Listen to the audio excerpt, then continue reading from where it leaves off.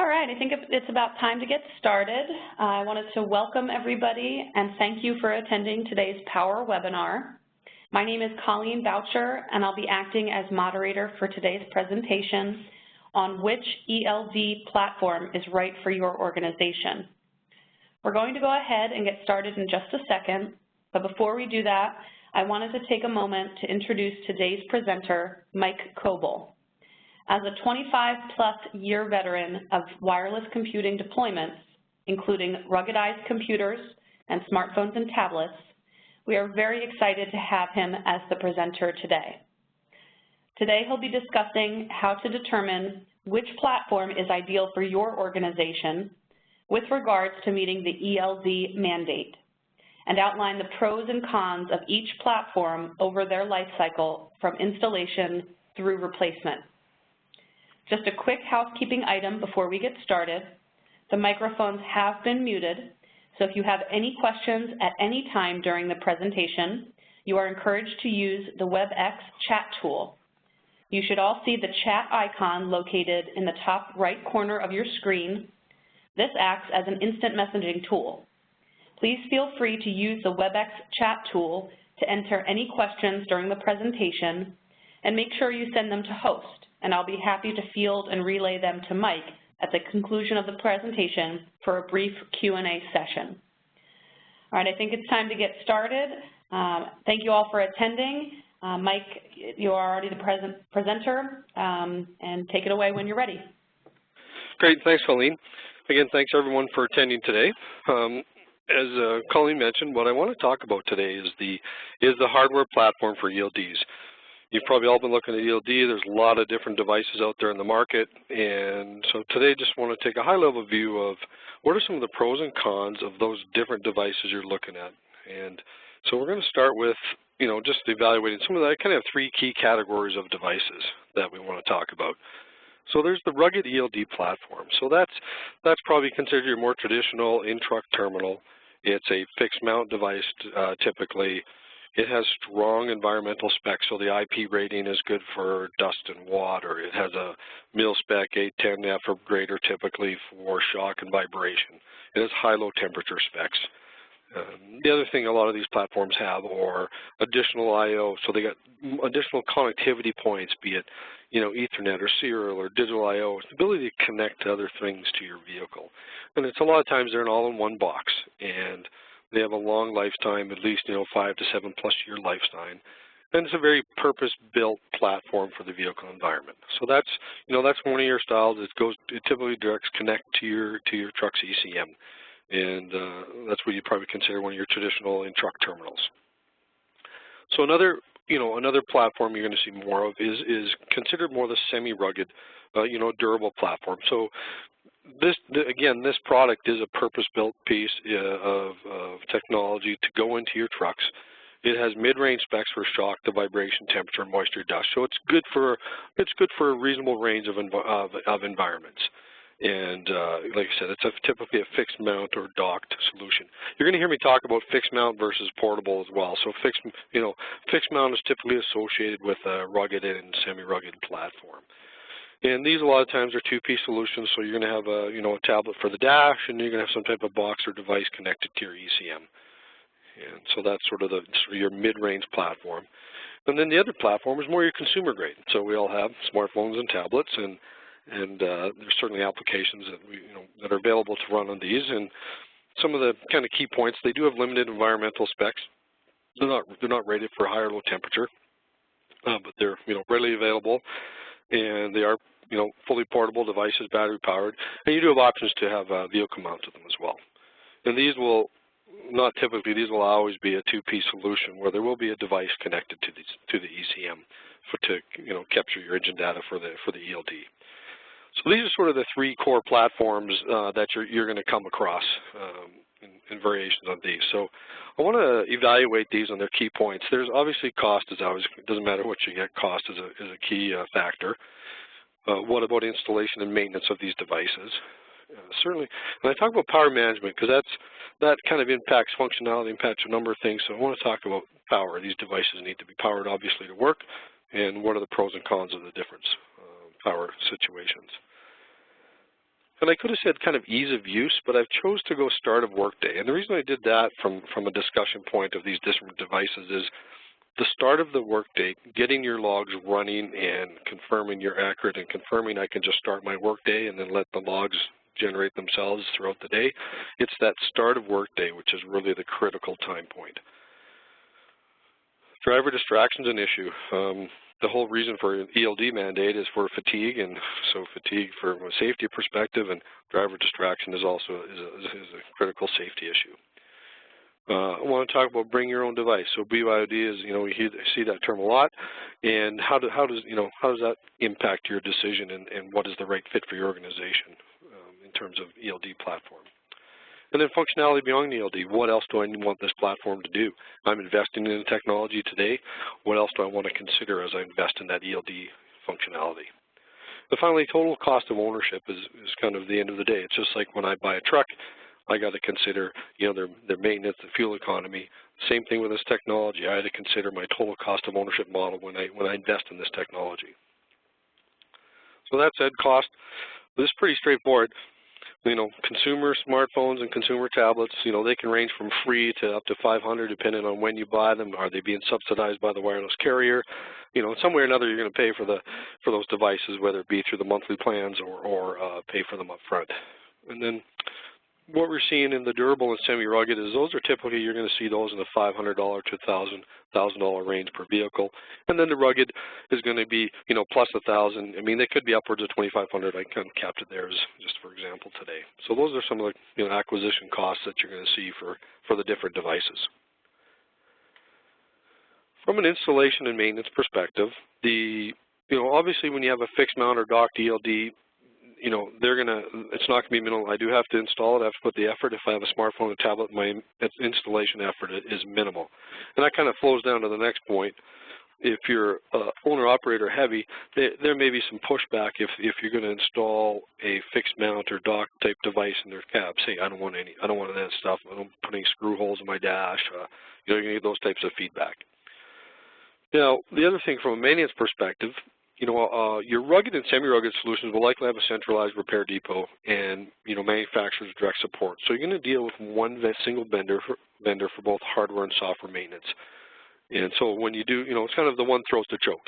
And so you're going to be able to, you're not going to have the hardware guy saying, hey, this is software, and the software guy saying, say, that's hardware. You're going to deal with one organization for that. And the other point is when it is rugged, you typically have less need for maintenance because it is the durability of the devices. They're designed for longevity, right? So on the installation maintenance side for the consumer grade, from a hardware maintenance repair, you're going to have a large number of options because, you can't walk down the street without someone that's going to be able to repair this type of equipment. So you do have a wide range of options if you do need some hardware repair and maintenance. They're readily available. I mean, the downside is with consumer devices, there's more frequent requirement for maintenance due to that durability and project longevity. And you will be dealing with multiple vendors for support. So, that's another potential point of concern. And when you're installing, you obviously need some connectivity to the ECM. And if you have a platform that requires a separate box or device, there's a couple options. There's some that plug directly into it. This type of device can plug directly into a 6 or 9 pin. Now, the plus side of that, boy, they're really easy to install. The downside is they're easy to remove. So if that device isn't plugged into the truck, I could reach down, pull that out, and now I no longer have an active ELD, right?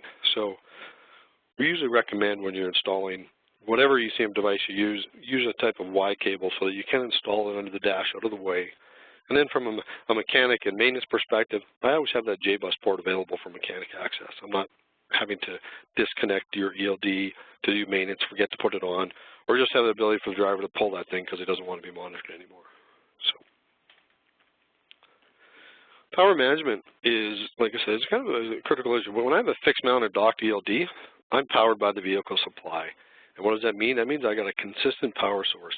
That if that vehicle can drive, that my unit's going to be powered up. Another key point of this is the driver can't turn off these devices. So I have this purpose-built device in the truck. My vehicle's on, that device is on. The downside of the smartphone and tablet is, they have off buttons. So the fixed mount, the so what of that is when the ELD is always on when the vehicle's in motion, it allows for alerting. So if I start driving without having logged in or done or completed anything, or pre-trip if I need to do pre-trip, I'm going to be able to create alerts not just for the driver but back at dispatch. So you're going to reduce the administration and management of unallocated miles. You're going to know if I got a vehicle in motion, I don't have someone logged in. I need to deal with that. So from the challenge, the higher challenge you're going to have with a smartphone or tablet platform is the driver's in full control. They need to, whether that ELD is turned on or not, right? It's an app, so the driver has to turn on the app. So, and the other challenge with power management on these devices is the power connectors aren't very durable. We all have them on our desk, we all plug them in, but if they bounce around the truck, it's just not a strong power connector. So that's something to consider in the platform that you choose. So start a workday. Again, a built-in device will automatically start. It automatically turns on the application. You automatically get the driver prompt to log in into the ELD. And it also already has automatic pairing with ECM. The downside of a smartphone and tablet app is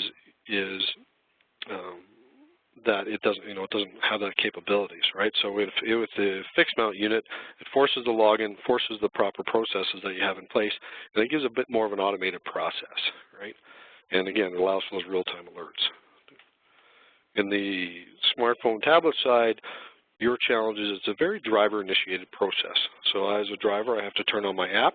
I have to make sure that app is now pairing to the correct vehicle. So if I'm in a parking lot and multiple vehicles may be in range of the Bluetooth, I have to make sure I'm pairing to the right one. So it just gives you more points of failure in process and technology when you're using a more of an app-based solution versus a purpose-built solution. Another element is driver distraction. So with a fixed mount device, a lot of the solutions allow you to fully disable screens when driving, and that's to minimize your distracted driving risk. Now, some ELD apps are great. They actually will allow you to interact with the ELD when the vehicle's in motion, but the downside is the smartphone and tablets by themselves, all the different apps you can run on it, you don't control any of the other apps on the device necessarily. So the purpose-built device is going to have more driver distraction limiting capabilities, whereas a smartphone, again, is probably the number one driver distraction.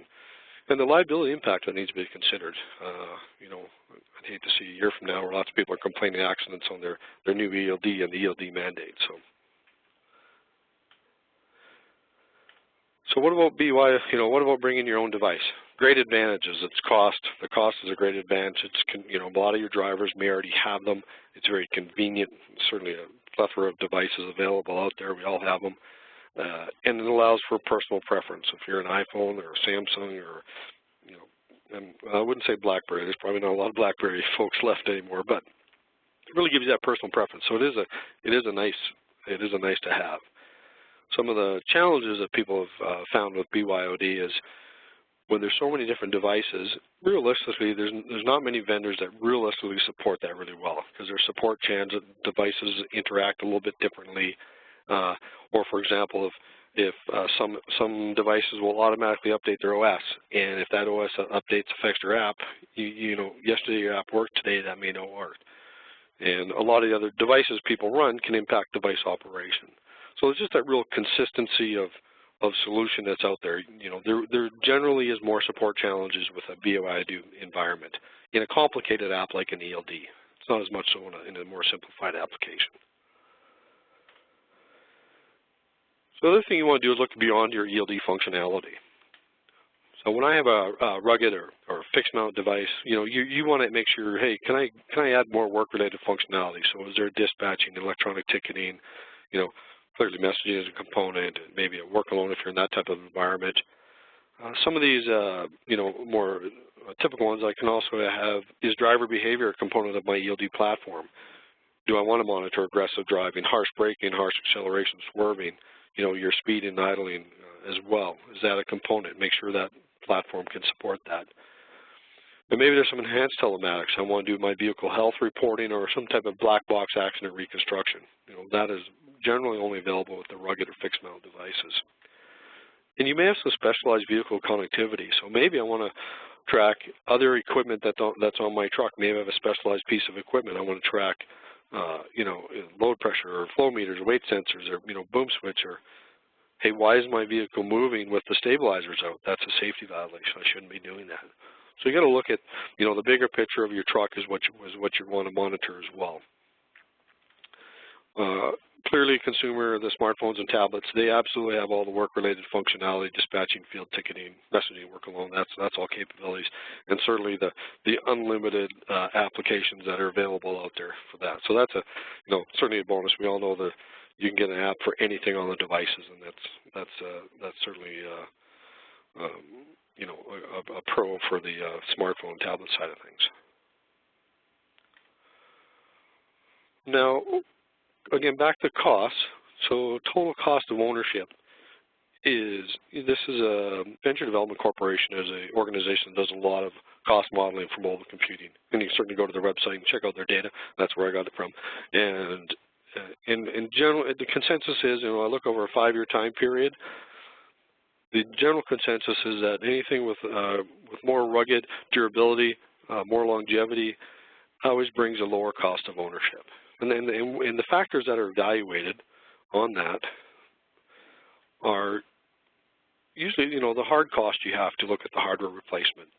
So clearly, if I have a consumer-grade product versus a rugged, environment, one that's for harsh environments, I'm not going to have to replace that hardware. So hardware replacement's evaluated, but that's actually not the big ticket. I could buy 4 smartphones for the price of a rugged unit. So the soft costs are really that you got to look at, and you got to look at the support and troubleshooting, your downtime, the administration, lost wages and revenue. Those are all key factors that come into play in their research that says, hey, these are the real items that cost you, right? And when you're dealing with a product that you're going to have a higher percentage of failures out in the field. I've started liability at the bottom because that's not in the Venture Development Corp's soft cost. That's more of a that's just an item you need to consider from a cost perspective that, have I put in the right driver distraction, the right driver behavior monitoring that's going to minimize my liability and any of those potential costs, which can be tremendous. All right. So that said, this is all about fit for your organization, and not one device is the right fit. I mean, we deal with all these devices, but it's about right fit for your organization. So you look at your priorities. Clearly, if you look at things like low initial cost, owner-operator heavy organization, ease of installation, those are types of things that really drive hey, I want to go down the smartphone and tablet way for an ELD. Now, if you're looking, I want to look longer term. Maybe I'm in a harsher environment. So clearly, if I'm in a northern climate or southern really hot climate, I got to look at, hey, is this device going to work? Is it going to be in my dash and go black because it's too hot? I need to make sure the device is going to operate in low temperature, or like harsh roads you're driving on. Do I have other enhanced vehicle telematics that I need to have connectivity to? So how important is driver behavior monitoring to the way my organization is running? And so fundamentally, I think ease of ELD mandate compliance, your rugged or semi-rugged devices that are, fixed mount and purpose built, ultimately will be an easier platform for you to be compliant. Back to that, it's always on, it's always in the vehicle, it's always connected to that vehicle. It gives you that, ability to alert the driver if they're not doing what they're supposed to. So, there's no off button, there's no plug you just can brief out. So that's but again, it's what is the right fit for your organization. And with that said, I think that's kind of summed up. I think I hit my 15 minutes, and wanted to see if there's any questions out there. All right, thanks so much, Mike. We're now going to open up the floor for some questions. Just a reminder, if you do have questions, please send them via the chat tool to host using WebEx on your screen. Provided we have enough time, I'll pass your questions to Mike, and he'll be happy to provide you an answer. We do have one question to start with. Somebody chatted in that they have seen kits for installing iPads or Samsung tablets in vehicles, and how does that impact capability? So I imagine that this is like a one solution one-box kit that they're asking about. Mike, do you want to help out with that? Yeah, sure. Those are really good. In fact, if you did go down the tablet type solution, I'd absolutely recommend that. And one other thing, it does help you. Those will sometimes have a powered dock, so that helps eliminate kind of having that weak power connection. So you can have that consistent power issue to the device.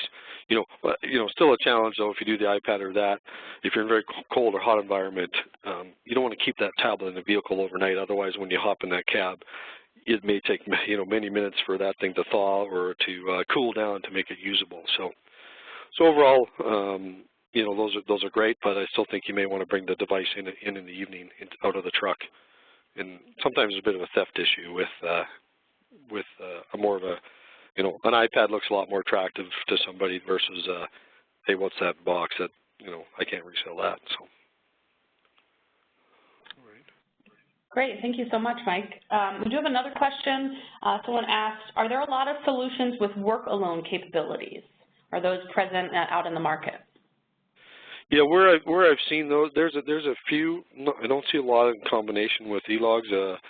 We see that more in some of the oil and gas or utility industries where they want to, have a work-alone capability and monitor where a driver may be working in a hazardous area. I wouldn't say over the road, kind of standard freight hauling is a big need, but more I think in the specialty trucking where I'm working in more hazardous job sites. Okay, that was great. Another person chatted in that they operate 95% local. Do they need an ELD for all the vehicles that they have in their fleet, or just the ones that are 100 miles from their base location? No, what I've seen is that you would actually need it for all your vehicles, but I do suggest you talk to your state contact to confirm that.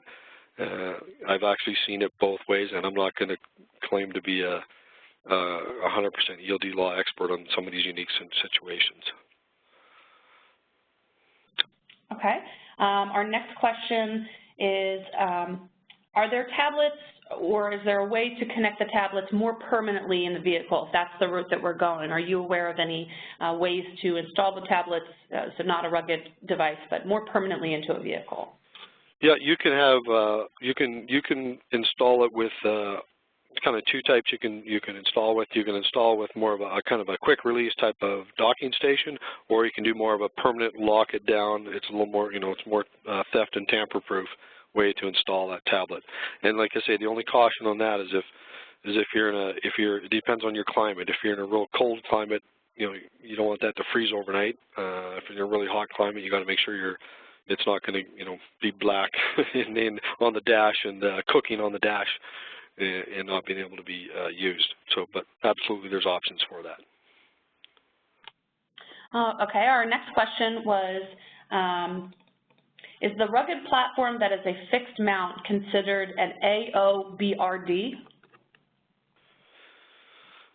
It can operate that, but it's also considered ELD. Obviously, you need to still have mechanisms to quick release to be able to let the inspectors view it. And we know, so when I say fixed mount, I don't mean to say it never can leave the dash. It means it's generally, part of the vehicle. You're not taking it out at night. It's not portable or sitting on the seat. So,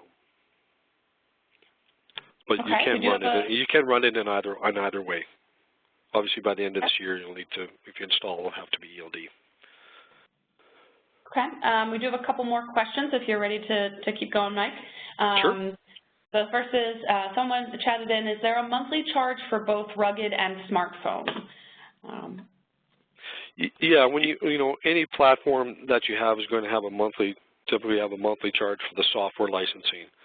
So the other monthly cost you need to worry about is airtime. So if you get a tablet, typically you're going to get a tablet from a wireless carrier. If it's your typical consumer grade tablet, your Verizon, your AT&T, your Bell or Telus if you're in Canada, and you're going to have a monthly fee for the wireless airtime on that, and then the software vendor is going to have a monthly fee for the ELD licensing.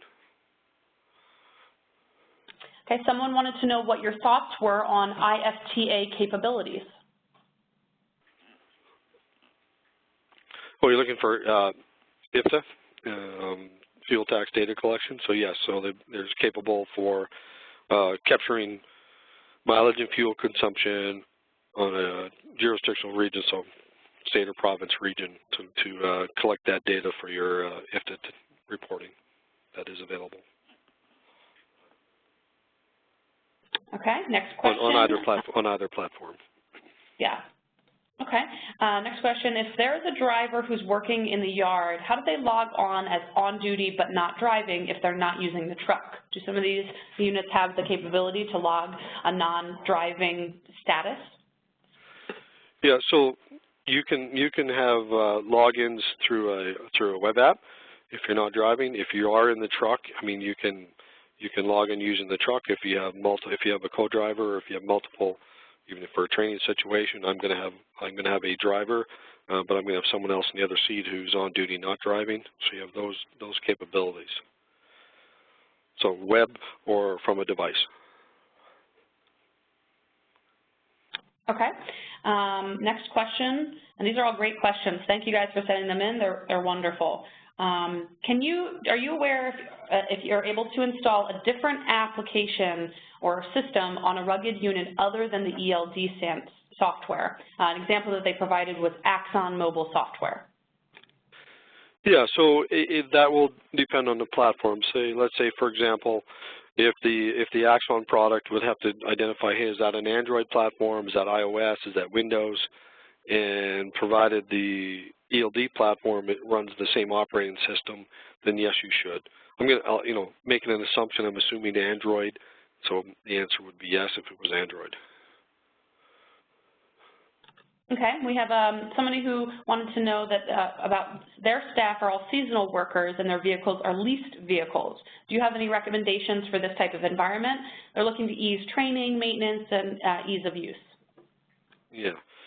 So we do have a lot of clients that use leased vehicles, and it comes down to how are you managing those vehicles? How long are you keeping those leased vehicles? Does it make sense to go through a fixed mount install and deinstall? Are you allowed to do that? If that, again, back to that list of pros and cons, some of it's around your organization.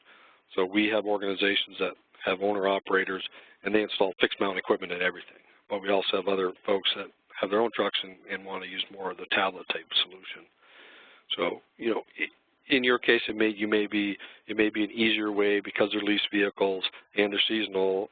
You may not want to be installing and deinstalling equipment. It probably makes more sense to go down more of a tablet that's portable and a simpler ECM installation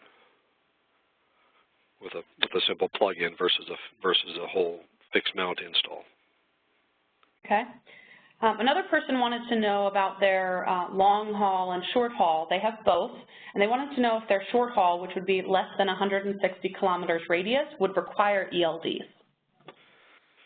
Your short haul don't require ELDs, but I think that's the second kind of question of this. I think I'd like to, get back to that, because I've seen structures where some organizations have been able to say, hey, these are short haul, I'm not going to do ELDs on these, and they've structured their organization or their DOT number so they do that, and then this group in my company has to do ELDs because they're beyond 100 miles.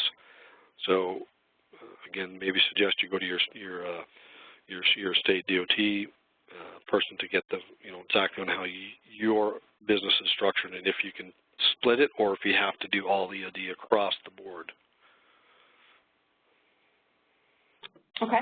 Another person wanted to know if all ELDs that are in the market currently are DOT approved, the Department of Transportation approved. Are you aware of that? No. So the FMCSA has a website that once you've self-certified, you put yourself on this website. And the downside of that, it's all self-certifying. And just as an anecdote, and as it works, our ELD is not. We're still finalizing all our testing on the ELD, and we're not on the FMCSA website at this time. Now, that said, we've recently gone through a test against someone who had been on that website for a couple of months, and our client removed their devices after the first 2 weeks because they couldn't even get the base ELD to run. So the challenge with that FMCSA website, it's all self-certifying. So the 2 weeks after the website came out, I could have posted on there, but that's, we're going through the testing. I think as an organization, the critical thing for you to look at is who are the companies that I want to do business with? How long have they been in business? Do they have a good client list? Are they reputable companies? That is going to be, I think, the key thing to look at first. And ultimately, we all got to be on the FMCSA self-approved list by December 17th. Okay, we just have time for a couple more questions. I'm going to get to those right now, but so Mike, one of our last questions will be, is there an API for the software to link with dispatch software or HRIS software? Yes, there's APIs available to access for dispatch. There's APIs if you have existing maintenance packages. There are APIs for that. So yes, there's a range of APIs available so that any data captured can be moved from our system to other systems. Okay. Do any GPS devices meet the federal requirements for the ELD mandate? Yeah, when you have that ECM, the ELD mandate is going to be a combination of whatever device you plug into your ECM and whatever display you have for the driver. Now, I'm going to jump through here. Some are combined. So if you look at the, I'm just going to bear with me for a second here. When you have the rugged fixed mount mobile computer type device, this is a GPS device and an ELD compliant. Everything's in that single box. Now, when you get into a two-piece scenario, when you're doing your testing and meeting all the ELD regulations, some of your functionality is going to come from your ECM device, which is kind of your GPS black box, and then some of your functionality, of course, has to come from the user interface to the driver. So it is a combination, but you do need to have that UI piece. So any single GPS device on its own is not going to be an ELD compliant device until you have the whole package. Okay. I have two more questions that I really want to get to because I think they're very valuable. The first is, somebody asked, will all ELD platforms switch between the CDN and the U.S. hours of service regulations when the driver crosses the border? Well, they should, and I think that's part of your evaluation of the vendors that you're going to want. Obviously, if you cross border, you want to go with a vendor that has that switch between the Canadian and U.S. rules. So, absolutely, that's should be part of your criteria. And not all do. A lot of new vendors came into this space with the ELD mandate, and of course, a lot of them are just focused on U.S. So you got to make sure you talk to that right vendor. Okay, and last question, does the hard-mounted solution do any sort of asset tracking? Yeah, so every combination here is all a full GPS tracking with mapping and then provides that capabilities here. Then, obviously, if you want to do trailer tracking, there's other devices you got to put in your trailers, but all of these devices provide you that full GPS mapping platform. Where's my truck, geofencing, all those GPS functionalities. So if any of you have GPS-only solutions today, the reality is it's not going to make sense to continue with that GPS vendor because you're going to end up with duplication. I'm going to have 2 GPS units in my truck. I'm going to have 2 data plans. I'm going to have 2 license plans. So you should really be leveraging your ELD solution to also be your full GPS solution as well. All right, great job, Mike. Those questions were really wonderful. Mike, if you could end on your contact information slide. Any follow-up questions or questions we weren't able to get to, please direct to Mike directly. His contact information will be available in just a moment. It looks like it is. It looks like that's all the time we have for today. I want to thank everyone again for attending today's presentation. Hopefully you've all secured some valuable takeaways to keep in mind moving forward. Mike, I'd also like to thank you on behalf of AssetWorks once again for sharing your expertise on some of these critical items with everyone today. As you see, Mike's contact information is available. Should you have any follow-up questions, please direct them to him. We'll be sending out an email in the next day or so with today's webinar recording, including this Q&A session. So please keep an eye out for that and feel free to save it as a great resource to go back to. I hope you'll join us again in the future for another great webinar. I want to thank you all for attending. Mike and I will be sticking around for just another couple of minutes in case any of you still have questions. Otherwise, have a great day, and we look forward to seeing you next time. Yep, thank you, everyone. I appreciate your time today.